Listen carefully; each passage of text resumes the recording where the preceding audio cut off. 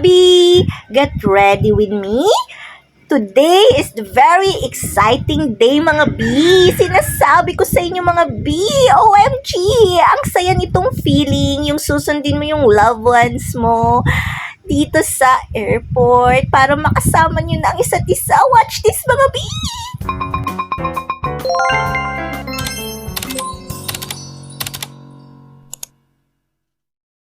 Hi mga B! Ito na nga si daddy namin, ngiting pauwi na! At ito na nga mga B, kinabukasan nag-prepare na kami, nag-commute kami ni Aling Chloe. And ayun na nga mga B, nakarating na kami dito sa Terminal 3 arrival. Pero nasa taas kami mga B kasi nga mga B, sumakay kami ng taxi and then nagpababa kami sa taas ng Terminal 3. Kasi hindi traffic doon mga B, mabilis ka lang makakarating. Kaya nga mga B, tiis kami ni Aling Chloe, pababa kami yan. Kasi walang escalator na pababa, puro pataas lang mga B. Kaya so, habang naglalakad kami mga B, excited kami dalawa ni Aling Chloe makita ang daddy niya. Kasi it's been 9 months mga B na wala siya. Kasi nga dapat 8 months lang mga B, kaso nag-extend siya. O, akala ko nga dumating na yung daddy niya, pero mga B, hindi pa. Excited lang siyang yakapin si Jollibee. Dahil si Jollibee, bida ang saya mga B. And habang niyayakap niya nga si Jollibee, ako naman mga B, umaura. Ayan, nakita nyo naman mga B.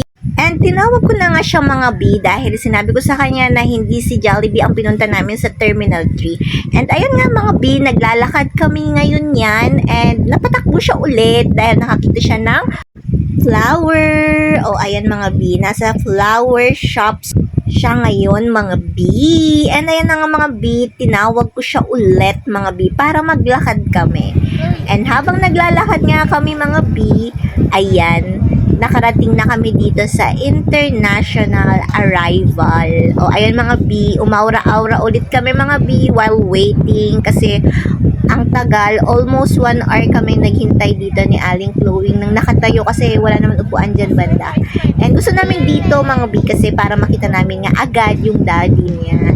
And ayan na, sabi ko sa kanya, ngiti siya. And while waiting mga B, nakita nyo naman, naghihintay pa rin kami. And busy-busy si Aling Chloe sumigaw dito mga B. Sabi niya, daddy, daddy, daddy daw niya mga B. Pasigaw-sigaw nga siya dyan mga B. Nahiya na nga ako sa mga katabi namin. Pero, that's life mga B. Hinayaan ko lang siyang sumigaw ng sumigaw. And yan mga B, nakita na namin ang daddy namin. O ayan.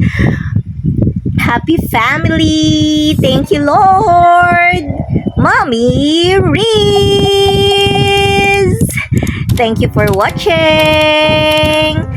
Don't forget to subscribe, follow, like, and share this video.